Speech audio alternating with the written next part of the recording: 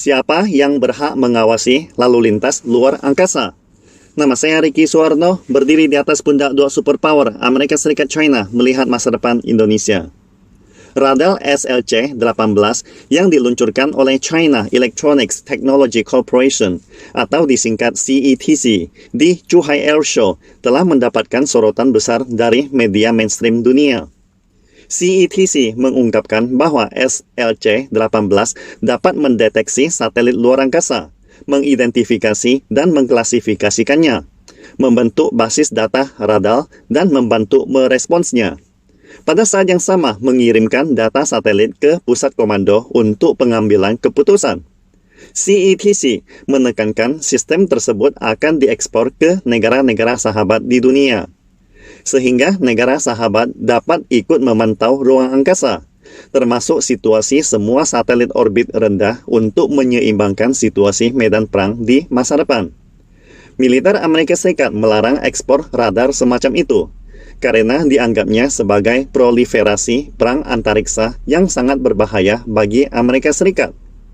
CETC menyatakan untuk mengekspor radar ini ke negara lain atau menyediakan layanan data, yang tidak berarti bahwa China berniat untuk membentuk aliansi militer di luar angkasa. Namun, ini berarti persaingan luar angkasa space race dimensi lain akan segera dimulai, yaitu siapa yang berhak mengawasi lalu lintas luar angkasa di masa depan. Seperti diketahui, pemandu lalu lintas udara berperan memastikan arus lalu lintas penerbangan sipil, penerbangan umum, dan penerbangan militer. Dulu, ketika jumlah satelit dan stasiun luar angkasa masih relatif sedikit, sehingga probabilitas tabrakan antara satelit maupun pesawat ruang angkasa berawak dan stasiun ruang angkasa juga relatif kecil. Selama badan antariksa dari beberapa negara besar saling berbagi parameter orbit dan frekuensi pesawat ruang angkasa mereka, maka segala masalah akan terselesaikan.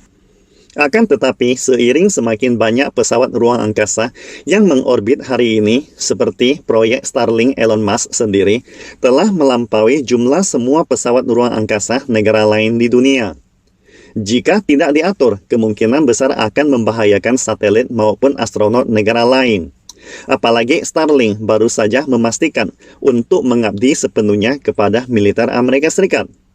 Artinya, Starlink bukan lagi hanya menyediakan layanan jaringan umum, melainkan khusus melayani Badan Keamanan dan Militer Amerika Serikat. Itulah sebabnya pengontrolan dan pengawasan terhadap lalu lintas luar angkasa sangatlah penting. Jadi, bukan hanya Badan Antariksa China yang mengkhawatirkan keamanan luar angkasa, tetapi juga Rusia. Jika keamanan lalu lintas di luar angkasa tidak bisa dijamin, maka perusahaan penerbangan swasta Amerika sendiri juga akan sangat menderita. Sebenarnya, militer Amerika Serikat juga menganggap manajemen lalu lintas luar angkasa sebagai tugas yang sangat penting, dan telah berulang kali mempelajari dan mendiskusikannya. Tetapi, sebagai negara yang terbiasa mementingkan kepentingannya sendiri, Amerika Serikat menekankan pengendalian ini harus dipegang oleh mereka, dan negara lain hanya perlu mengikuti perintahnya. Namun sayangnya, setelah konflik Rusia-Ukraina, dunia telah melihat jelas dan semakin menyadari siapa sebenarnya Paman Sam.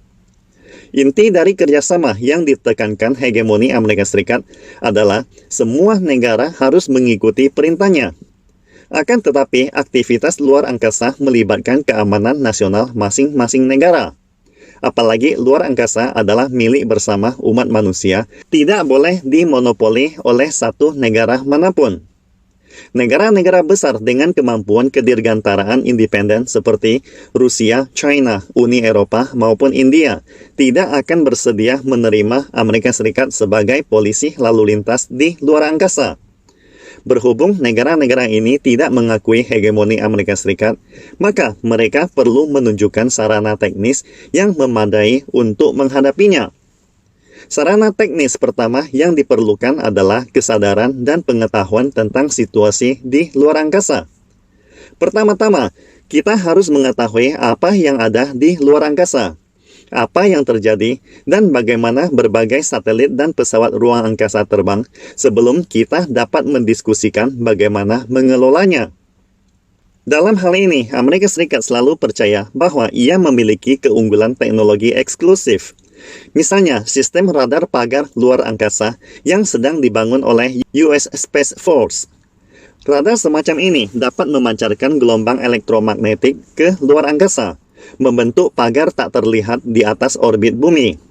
Setiap satelit yang melewati pagar elektromagnetik ini akan terdeteksi, kemudian diidentifikasi dan direkam. Dengan data seperti itu, militer Amerika Serikat secara alami dapat mengeluarkan perintah dalam pengendalian lalu lintas. Jika negara lain tidak memiliki teknologi seperti itu, mereka terpaksa mengikuti perintah Amerika Serikat. Apakah Angkatan Luar Angkasa Amerika Serikat telah merilis semua data, atau seberapa akurat data tersebut membuat negara lainnya cukup tidak berdaya?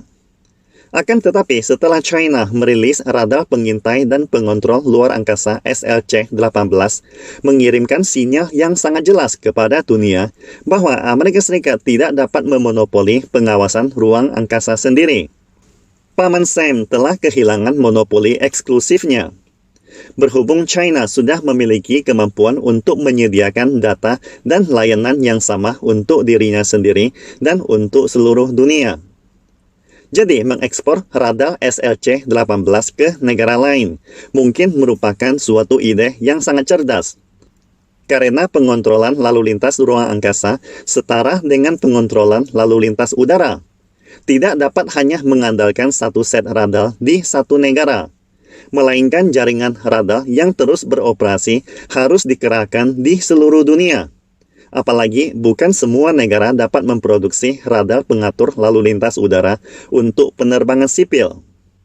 Jadi, demi mencapai keamanan penerbangan global, negara-negara maju harus bersedia mengekspor radar yang relevan ke Departemen Pengatur Lalu Lintas Udara di negara berkembang.